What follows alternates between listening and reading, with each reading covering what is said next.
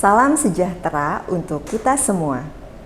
Selamat berjumpa kembali dalam perkuliahan Analisis Fisikokimia Fakultas Farmasi Universitas Indonesia dengan topik bahasan kromatografi gas.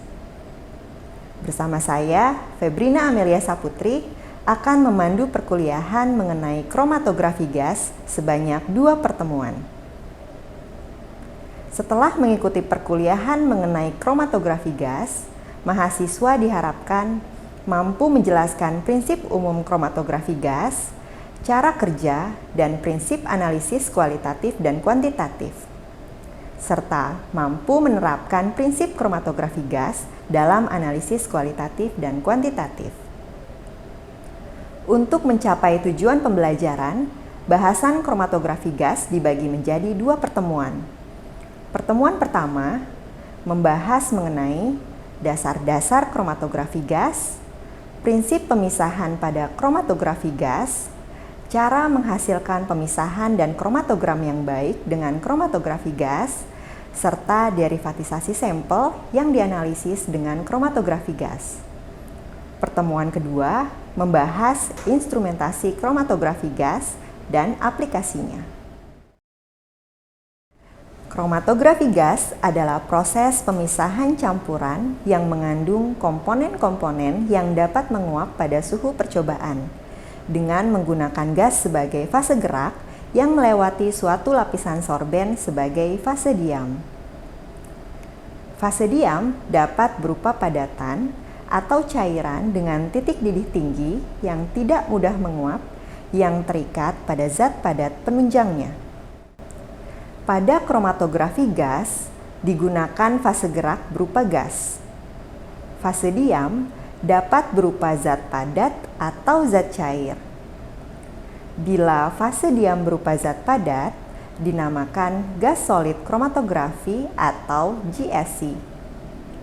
Bila fase diam berupa lapisan tipis zat cair pada zat padat penyangga yang inert, disebut gas liquid kromatografi atau GLC. GLC lebih populer daripada GSC. Prinsip pemisahan pada gas solid kromatografi adalah penjerapan atau adsorpsi. Sedangkan prinsip pemisahan pada gas liquid kromatografi adalah partisi. Pemisahan dari 2 komponen dengan kromatografi gas ditentukan oleh harga resolusi. Resolusi juga menyatakan sempitnya puncak dan jarak antara 2 puncak. Resolusi bernilai 1 artinya kesempurnaan pemisahan sekitar 98%. Resolusi bernilai 1,5 artinya kesempurnaan pemisahan 99,7%. Resolusi kromatografi gas ditentukan oleh 2 faktor, yaitu efisiensi kolom dan efisiensi pelarut. Efisiensi kolom menentukan pelebaran puncak kromatogram, sedangkan efisiensi pelarut menentukan posisi puncak kromatogram. Efisiensi kolom dapat diukur dari jumlah plat teoritis atau harga high equivalent theoretical plate atau HETP. Kenaikan efisiensi kolom menghasilkan jumlah plat teoritis dan penurunan harga HETP yang berpengaruh pada bentuk puncak kromatogram. Gambar A menunjukkan sistem yang memiliki efisiensi kolom tinggi, menghasilkan puncak yang sempit dan terpisah baik. Sedangkan gambar B menunjukkan sistem yang memiliki efisiensi kolom rendah, menghasilkan puncak yang lebar. Pada kromatografi gas, faktor-faktor yang memperbaiki efisiensi kolom antara lain: pertama, diameter partikel. Digunakan partikel penyangga yang berukuran kecil dan serba sama. Kedua, laju alir. Digunakan laju alir optimum seperti yang dilukiskan dalam kurva persamaan Van den Tier. 3. Gas pembawa.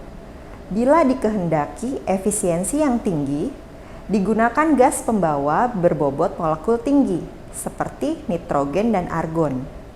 Tetapi bila perbaikan waktu analisis yang diutamakan, hendaknya digunakan gas yang lebih ringan seperti helium atau hidrogen. Keempat, jenis fase diam. Digunakan fase diam yang memiliki kekentalan rendah, sukar menguap, dan dapat melarutkan sampel dengan baik. 5. Jumlah atau konsentrasi fase diam. Konsentrasi rendah berupa lapisan tipis dengan konsentrasi 1 hingga 10% mempercepat waktu analisis dan memungkinkan penggunaan suhu rendah. Namun, konsentrasi rendah memiliki kelemahan, yaitu memperkecil kapasitas sampel dan memerlukan penyangga yang tidak aktif. 6. Tekanan. Efisiensi kolom semakin tinggi bila perbandingan antara tekanan masuk dan tekanan keluar dari kolom semakin rendah. 7. Suhu. Resolusi dapat diperbaiki dengan menurunkan suhu kolom, tetapi mengakibatkan waktu analisis lebih lama dan absorpsi bertambah. 8. Diameter kolom. Efisiensi kolom ditingkatkan dengan memperkecil diameter dalam kolom. Pemisahan dengan kromatografi gas memiliki keunggulan, yaitu komponen yang memiliki titik didih hampir sama dapat dipisahkan dengan mudah menggunakan fase diam yang cocok, sehingga pemilihan fase diam perlu diperhatikan.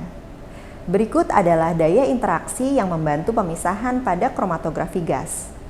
Pertama, daya orientasi, yang disebabkan oleh interaksi antara dua dipol permanen, misalnya ikatan hidrogen.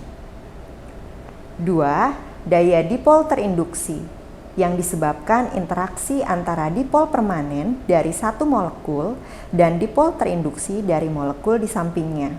Daya ini biasanya amat kecil. 3. Daya dispersi atau daya nonpolar, yang disebabkan oleh pembentukan dipol secara serentak ketika terjadi interaksi antara dua spesies yang nonpolar. Daya ini lebih lemah dari daya pertama dan kedua. 4. Daya interaksi spesifik, yang disebabkan oleh ikatan kimia atau pembentukan kompleks antara sampel dan pelarut atau fase diam. Daya interaksi tersebut menentukan distribusi sampel dalam fase diam dan fase gerak, yang dinyatakan dengan koefisien partisi atau K. Semakin tinggi nilai K, maka pemisahan semakin sempurna dan kolom yang digunakan dapat lebih pendek. Efek lintasan ganda menyebabkan pelebaran puncak kromatogram. Persamaan ini memperjelas bahwa untuk memperoleh puncak yang baik dipengaruhi oleh ketidakteraturan kemasan kolom dan ukuran diameter rata-rata partikel penyangga. Efisiensi kolom dapat ditingkatkan dengan menggunakan partikel penyangga yang kecil dan kemasan kolom yang teratur atau seragam. Kromatografi gas memiliki beberapa keunggulan, yaitu resolusinya yang tinggi, sensitivitasnya yang tinggi, akurasi dan presisi yang tinggi, waktu analisis yang relatif cepat, serta dibutuhkan jumlah sampel yang sedikit. Kelemahan kromatografi gas adalah penggunaan detektor yang bersifat destruktif, kecuali jika digunakan detektor spektrometri massa. Selain itu, kromatografi gas terbatas digunakan pada senyawa yang stabil pada suhu tinggi serta bersifat volatil. Untuk mengatasi kelemahan ini, maka dapat dilakukan reaksi derivatisasi. Derivatisasi biasanya dilakukan pada senyawa yang tidak mudah menguap.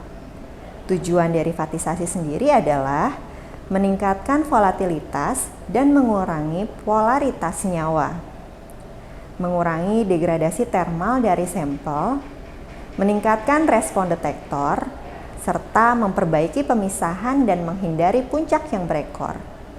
Reaksi derivatisasi umumnya dapat digolongkan menjadi sililasi, asilasi, serta alkilasi dan esterifikasi. Demikianlah pertemuan perkuliahan kali ini yang membahas mengenai dasar-dasar kromatografi gas, prinsip pemisahan pada kromatografi gas, cara menghasilkan pemisahan dan kromatogram yang baik dengan kromatografi gas, serta derivatisasi sampel yang dianalisis dengan kromatografi gas. Pada pertemuan berikutnya, kita akan membahas mengenai instrumentasi dan aplikasi kromatografi gas.